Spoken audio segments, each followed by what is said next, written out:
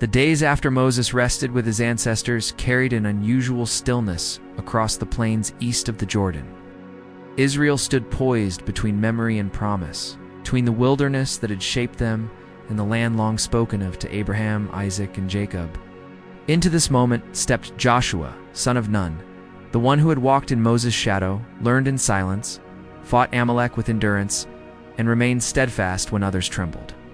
The burden of leadership had shifted, yet it rested upon him not as an ornament of pride, but as a mantle forged from years of obedience and long refinement in hidden places. When the voice of the Lord stirred Joshua's spirit, it came with both assurance and a charge that echoed like the thunder rolling across distant hills. "Moses, my servant, is dead. Now therefore arise, go over this Jordan, and all this people to the land that I am giving to them." Joshua 1-2. No tremor of uncertainty was permitted to dominate him, for the words that followed were the same promise once spoken to Moses. Every place the soles of their feet touched would become theirs, from the wilderness to Lebanon, from the great river to the sea. More than promise, there came a command that would shape Joshua's entire path: be strong and of good courage. The Lord your God is with you wherever you go. Joshua 1-6-9. Joshua stepped among the tribes with purposeful calm. He spoke not as one newly empowered, but as one continuing a journey that had begun long before his own birth. He reminded the officers of the people to prepare, for within 3 days they would cross the Jordan. The words stirred both anticipation and unease, for the river loomed high with its swelling waters of harvest season. Yet Israel sensed that the events unfolding would mark a turning point in their long wandering. The tribes who had already received their inheritance east of the river, the Reubenites, the Gadites, and the half-tribe of Manasseh, were called to stand with their brothers. Joshua spoke to them with firmness, recalling their pledge given to Moses, and they answered with loyalty. Declaring their readiness to follow Joshua as they had followed Moses, their words added momentum to the moment. Declaring, "Only be strong and of good courage," Joshua 1:18. Yet before any crossing could be attempted, the land ahead needed to be understood. Joshua sent 2 men secretly from Shittim to view the land, especially Jericho. As they slipped across the river under cover of night, the story moved quietly forward into the heart of a fortified city whose high walls cast long shadows over the plains. They took refuge in the house of Rahab, a woman whose windows looked out over the valley and whose courage would alter the destiny of her family. The king of Jericho heard whispers of strangers within the city and sent word for them to be brought out. But Rahab hid the men beneath stalks of flax on her roof and misled the king's messengers, declaring that the men had fled before the city gates were shut. When the night grew deep, she went to the roof and spoke words remarkable for one outside Israel.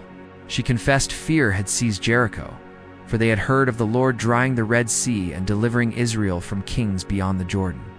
She pleaded for mercy for her household in the coming days of conflict, and the spies swore an oath, marking her house with a scarlet cordon emblem that would stand as a sign of refuge. The spies returned to Joshua with news that strengthened resolve. "Truly the Lord has delivered all the land into our hands." Joshua 2:24. So Joshua rose early in the morning, leading the people to the riverbank, where the waters rushed as if unwilling to yield. But the narrative pressed toward this defining moment, for the Lord had already declared that he would magnify Joshua in the sight of Israel. As the priests carrying the Ark of the Covenant stepped toward the torrent, the waters upstream gathered, while the waters below drained away toward the Dead Sea. The priests stood firm on dry ground, while all Israel passed through, the riverbed beneath their feet becoming a silent witness to the faithfulness of the one who had led them since Egypt. By the time the last family crossed, the event had already settled itself into the memory of the nation. Stones were gathered from the midst of the river to build a memorial at Gilgal, that future generations might ask, "What do these stones mean?" And the answer would echo through centuries that the waters of the Jordan had parted before the Ark of the Covenant. Joshua 4:6-7. The chapter of Israel's wilderness wandering closed, and a new era unfolded like dawn breaking over the hills of Canaan. Though the land ahead was filled with fortified cities and seasoned armies, Joshua walked with the weight of a promise stronger than stone walls. The people encamped at Gilgal, marking the beginning of what would become the Great March of Inheritance. As night settled on their campfires, shadows flickered across the plains, and the land seemed to wait, anticipating the struggle soon to unfold. A quiet strength settled upon Joshua, not born from his own skill, but from the presence that had stood with him since Egypt. In the stillness, he felt the story moving forward, pressing with purpose toward Jericho, where walls would fall, where faith would be tested, and where the strength granted from above would be revealed in ways that would be remembered for generations. Joshua walked near Jericho at dusk, the horizon brushed with fading light as the last embers of the sun sank behind the hills. He surveyed the towering walls that stood ahead, knowing the battle would require more than strategy or strength. As he contemplated the coming struggle, a presence appeared before him, a man standing with sword drawn. Joshua stepped toward him boldly and asked, "Are you for us, or for our adversaries?" The answer carried weight beyond nations or armies. "As commander of the Lord's host, I have now come." Joshua 5:14. Joshua bowed, removing his sandals as commanded, standing on ground made sacred not by geography, but by the presence inhabiting it. This encounter fortified Joshua's spirit as the days of marching began. Jericho, renowned for its walls and vigilance, could have withstood a lengthy siege. But the instructions Joshua received were unlike any siegecraft known in the region. The people were to march around the city once each day for 6 days, with 7 priests carrying trumpets before the ark. On the 7th day, they would circle the city 7 times, and at the sound of the trumpets, the people would shout together. Such a command required absolute trust, for it defied the practices of warfare known to any commander. When the first morning came, Jericho's inhabitants watched in confusion as Israel marched silently, save for the haunting tones of the trumpets. Day after day, the procession continued, the sound of footsteps echoing along the walls while tensions swelled within the city. Fear blended with disbelief, for Jericho could not fathom the unseen strength guiding Israel. On the 7th day, the atmosphere shifted. At dawn, the people encircled the city again and again, 7 times until the moment arrived. The trumpets sounded, long and unbroken, and Joshua commanded the people to shout. Their voices rose like the crashing of waves against cliffs, and the earth beneath Jericho trembled. The walls, once symbols of impenetrable might, collapsed as though yielding to an unseen power.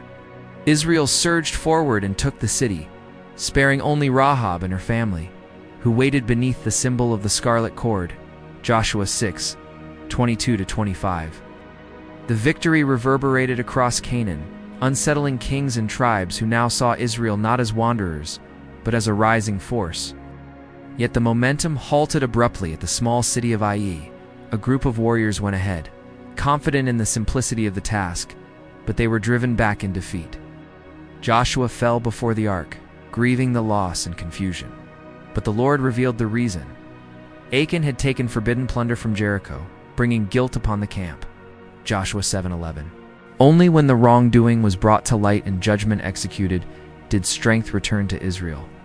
With the people restored, Joshua devised a strategy marked by precision and patience.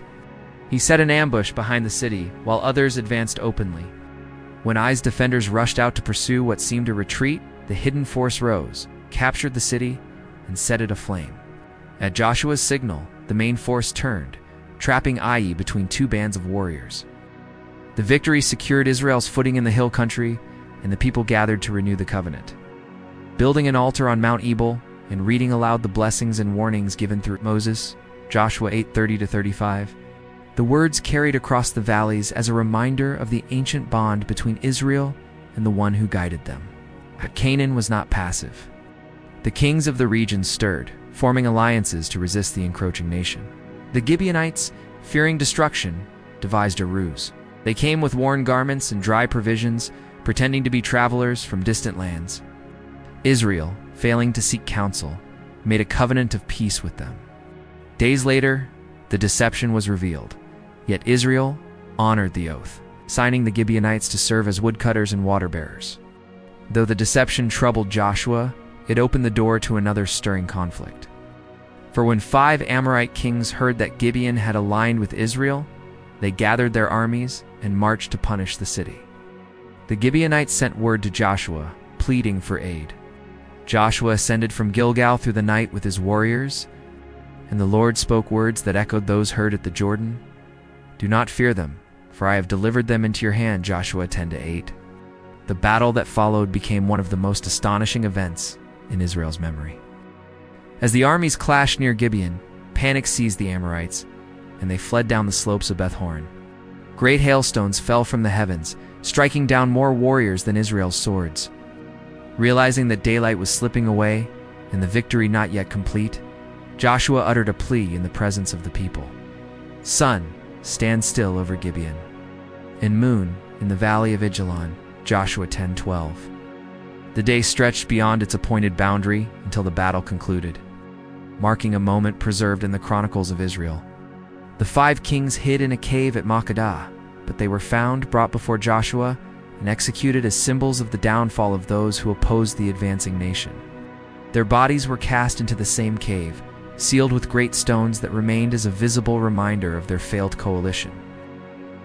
Over the days that followed, Israel swept through the southern cities Makkedah, Libnah, Lachish, Eglon, Hebron, and Debir. Each victory strengthened the perception that a force unlike any in the region had arisen from the wilderness.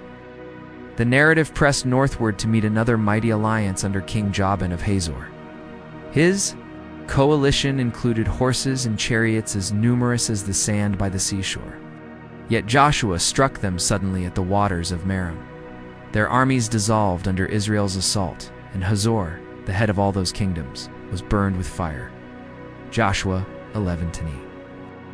Years of war unfolded, shaping the landscape and rewriting the memory of the land.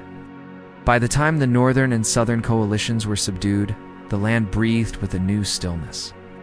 Joshua's leadership had guided Israel through battles, deceptions, victories, and solemn ceremonies.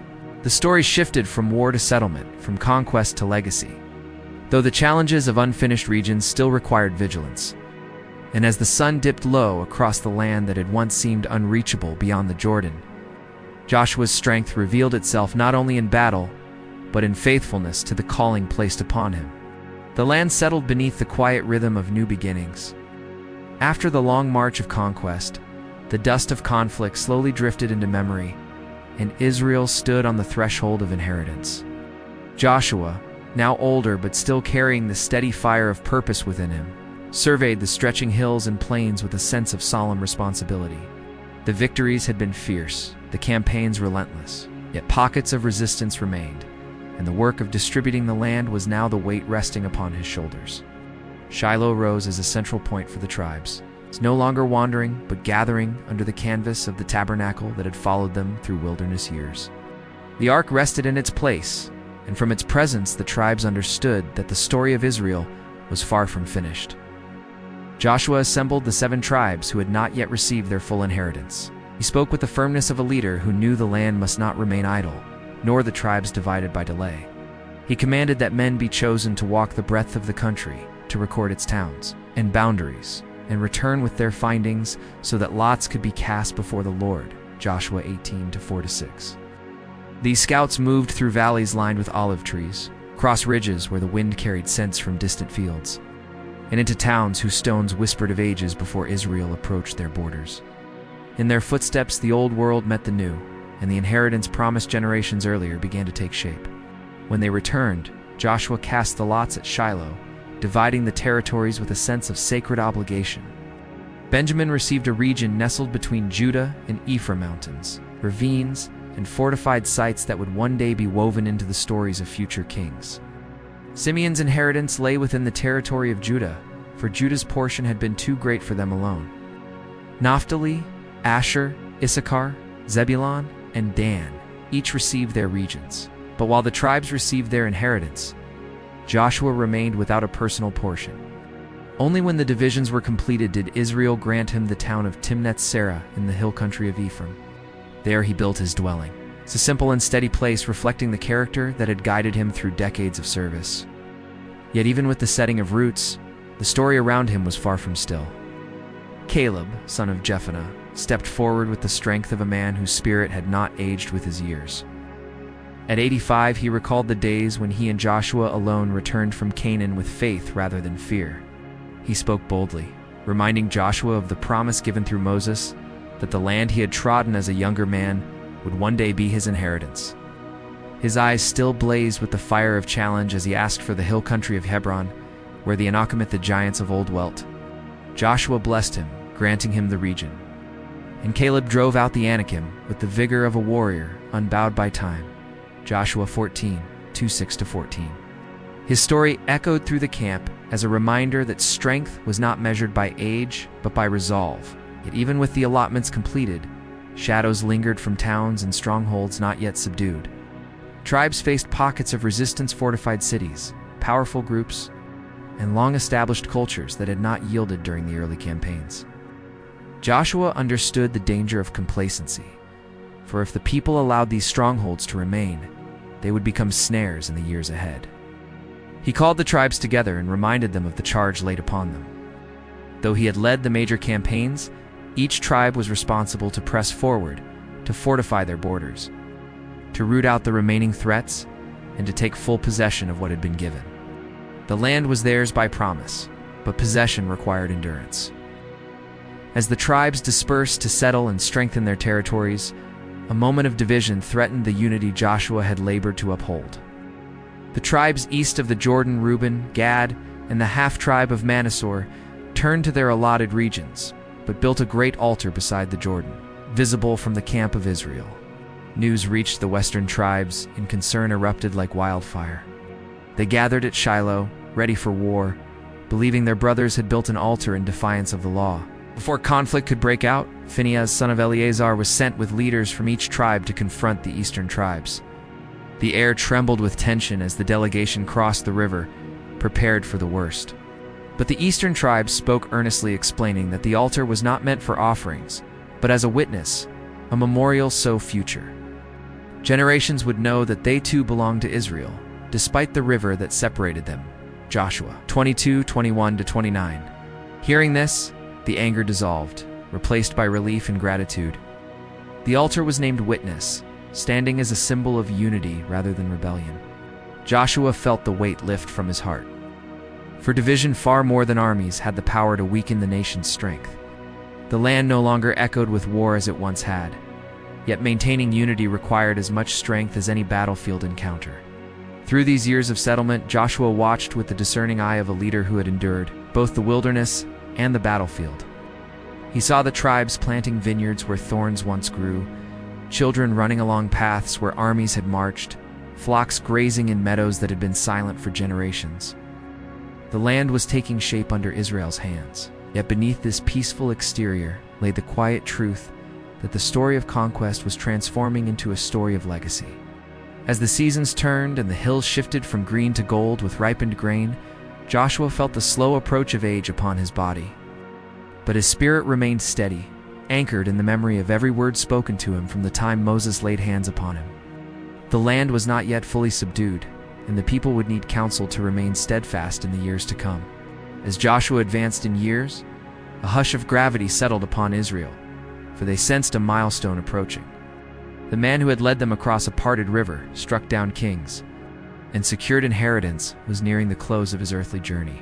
Yet before his departure, he desired to gather the nation and anchor them once more to the words that had carried him through every battle and every night of uncertainty. From all the tribes he summoned elders, judges, officers, and leaders, calling them to a great assembly. They met at Shiloh first, then later at Shechem, a place laden with ancestral significance. It was there that Abraham once stood when the land had first been promised, where Jacob buried the idols of his household under the great oak, and where the tribes renewed the covenant centuries later. Joshua chose this place with intention, understanding that the story of a people is strongest when anchored to the memory of its beginnings. The gathering at Shechem unfolded beneath the shade of ancient trees. Joshua, though aged, stood with the authority of a man whose life had embodied the words he was about to speak. The people gazed upon him with reverence, for they knew he had been more than a commander. He had been a witness to every step of Israel's journey from the edges of Egypt to the heart of Canaan. He began by recounting the history of their forefathers, weaving together the threads of their past with the clarity of one who understood its importance. He spoke of Terah, of Abraham called from beyond the river of Isaac and Jacob, of the deliverance from Egypt of plagues and parted seas of the wilderness that tested their loyalty, and of the nations that fell before them. Each word struck the air with the weight of truth, reminding them that their story was not one of self-made triumph, but of guidance from the one who had brought them this far. Joshua 24:2-13. Then Joshua turned from recounting the past to calling the people forward. His voice carried the urgency of a final charge: "Choose this day whom you will serve. But as for me and my house, we will serve the Lord." Joshua 24:15. These words settled upon the assembly like an immovable stone. They echoed across the hearts of warriors, elders, women, and children alike. The people responded with conviction, declaring that they would never forsake the one who had delivered them from bondage and guided them through the wilderness. They pledged their loyalty, and Joshua drew them into a covenant, setting statutes and ordinances for them at Shechem. A large stone was set beneath the oak that stood near the sanctuary, a witness to their promise that future generations might remember the commitment sealed on that day. After the covenant was renewed, Joshua dismissed the people to their inheritance, each tribe returning to the hills, valleys, and plains where their households were establishing life. But Joshua's work in these final days was not yet complete. He called to his side the Levites and charged them with the safekeeping of the sacred writings, the record of the law transmitted from Moses. They stored these writings beside the ark, a sign that the words were to be preserved through every generation. In the months that followed, Joshua returned to Timnath-Serah. Though age weighed upon him, he moved through the fields with a quiet satisfaction, knowing that the land once tread by giants now echoed with the footsteps of children learning to plant and harvest. The walls that once stood against them had been leveled. The kings who once threatened them had faded into the pages of history, and the promise long spoken had become the reality before his eyes. The story of Joshua's life could have ended with triumphant battles, but his greatest strength was steadfastness and trust in the one who had carried Israel through every season. It was the strength that led Israel forward when fear threatened to halt their journey, when uncertainty clouded their steps, and when the land ahead seemed impossible to possess. One evening, as the sun dipped behind the mountains of Ephraim, Joshua felt the nearness of rest. Surrounded by the quiet fields of his inheritance, he passed from this life at the age of 110, Joshua 24:29. Israel buried him in Timnath-Serah, and the land mourned the passing of the leader who had carried them across the threshold of history. Israel served the Lord all the days of the elders who outlived Joshua, those who had seen the mighty works done for Israel. The continuity of faith he had instilled endured like the lingering glow of a fading sunset, brief yet powerful enough to inspire the dawn that followed. Israel's identity, long after his footsteps had faded from the hills of Ephraim, the later years after Joshua's passing unfolded with a quiet rhythm. Fields ripened year after year, families grew, and gatherings at Shiloh remained a central point of worship and unity. Though the great leader had departed, the memory of his orders, his steadfast faith, and his unwavering strength lived on in the stories passed around fires, in the training of young warriors, and in the counsel of the elders. At Timnath-Serah, his legacy remained rooted in the stone walls he had built and the fields he cultivated. Even Joseph's bones, which had been carried out of Egypt generations earlier, found rest in Shechem during these years. Joshua 24:32. The tabernacle at Shiloh continued to stand as the heart of Israel's worship. Its walls, made of woven curtains and wooden frames, held the echoes of prayers, sacrifices, and songs rising like incense over the people. Israel during these years faced no great king rising against them, no vast coalition like those Joshua had faced.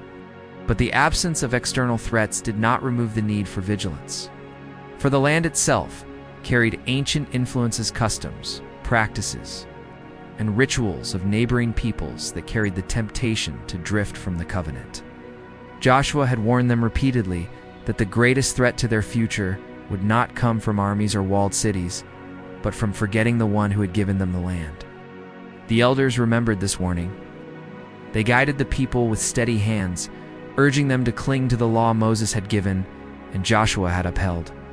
They spoke often of the events that shaped their nation, the waters of the Jordan standing still, the walls of Jericho falling, the sun pausing in the sky, and the coalitions of kings falling before Joshua's armies. But as time passed, those who had personally walked with Joshua began to fade into the silence of their own passing. A shift began to settle across the land, slow and subtle at first. New generations emerged who had grown up in peace, knowing the land only as a place of comfort, not as a hard-won inheritance. For some, the stories of conquest became distant, like shadows at dusk. The once burning memory of battles, covenants, and miracles dimmed with each passing season. Yet even in this quiet decline, Joshua's words remained inscribed in the collective memory: be strong and very courageous. Turn neither to the right nor to the left. Joshua 1-7. His charge remained a guiding echo for those who listened. The people who carried his memory understood that the land was more than soil. It was a testament to a promise that stretched back to Abraham and found its fulfillment through Joshua's unwavering leadership. And though the story would soon shift into new eras, led by judges and later kings, it would forever rest on the foundation he established. The hills of Canaan, once echoing with the clash of battles, now held the quiet whisper of generations learning to live faithfully in the land Joshua had secured. His strength continued to lead them forward, not through his presence, but through the memory of his obedience. Thus, the story of Joshua settles into the fabric of Israel's memory like a stone placed upon ancient ground, enduring, weighty, and impossible to overlook. From the plains of Moab to the heights of Canaan, from rivers that parted to walls that fell, his journey shaped the destiny of a nation. His strength was not the boast of a warrior, nor the confidence of a conqueror, but the steady resolve of one who walked in the shadow of a promise and let that promise carry him through every valley and storm. His life reminds all who hear his story that courage is not born from circumstances, but from calling. That inheritance is not won by might alone, but by fidelity to the one who gives it. And that leadership, rooted in humility, can move nations across thresholds they never believed they could cross. And so, the story invites its listeners to remember to look back upon the stones set at Gilgal, the covenant renewed at Shechem, the victories wrought on distant hills, the quiet fields of Timnath-Serah where Joshua found rest. And so, in remembering these ancient steps, strength rises within us once more, guiding our hearts forward, just as Joshua once led Israel toward the land promised to their ancestors. Hit that like button, subscribe, and turn on the bell. More Bible figures await.